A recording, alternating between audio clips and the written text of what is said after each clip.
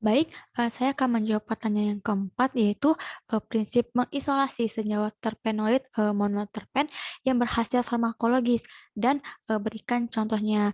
Nah, jadi di sini untuk senyawa terpenoid monoterpen itu dan yang berhasil farmakologisnya saya beri contoh yaitu pada daun keji beling gitu. Jadi dalam proses isolasinya, yang pertama kita itu melakukan dulu simplisia, proses simplisia. Jadi kita di sini membentuk daun keji beling ini dalam bentuk serbuk simplisia.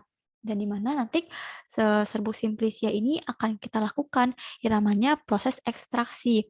Dan di sini proses ekstraksi yang digunakan yaitu metode maserasi, di mana kita menggunakan pelarut etanol 96%, terus dalam waktu 24 jam gitu. Terus dalam proses maserasi ini dia harus terlindung dari cahaya dan sesekali kita aduk, terus juga kita lakukan pengulangan seperti itu.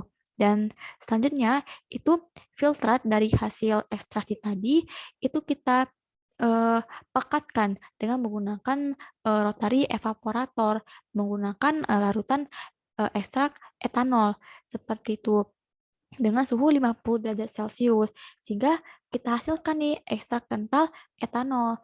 Terus selanjutnya ekstrak kental etanol ini kita partisi dengan etil asetat, di mana kita juga menggunakan alat rotary evaporator hingga membentuk eh, ekstrak kental gitu, yang namanya fraksi etil asetat. Dan setelah itu fraksi ini kita uji screening-kan.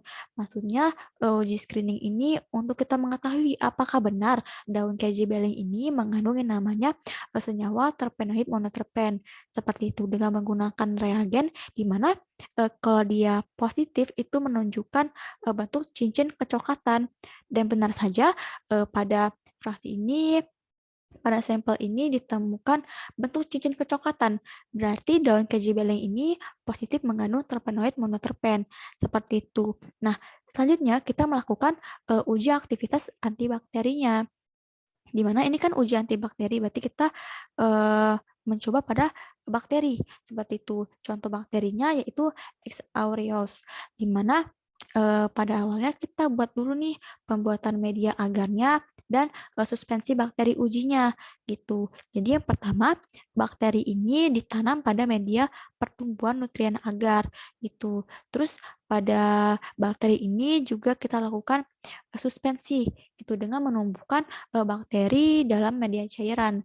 Terus dari apa namanya media agar dan suspensi ini itu sama-sama kita inkubasi selama 24 jam dengan suhu 37 derajat Celcius.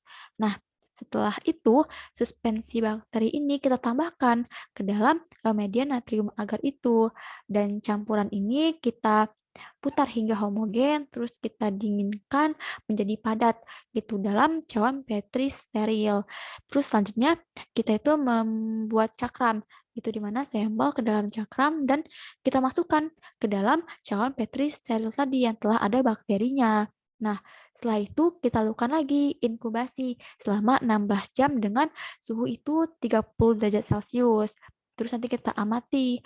Nah, setelahnya itu kita lakukan nih yang namanya metode disk diffusion dan pengenceran dalam tabung, di mana pada hasilnya itu dapat menunjukkan bahwa fraksi ini mampu menghambat pertumbuhan bakteri S. aureus tadi dengan daya hambat yang sedang seperti itu, sehingga bisa kita simpulkan bahwa hasil isolat ini dia apa maksudnya hasil isolat dari terpenoid monoterpen pada daun keji beling ini dia mampu berpengaruh terhadap diameter zona penghambatan pada bakteri sehingga bisa kita pastikan bahwa senyawa terpenoid monoterpen ini memiliki aktivitas antibakterinya. Sekian, terima kasih.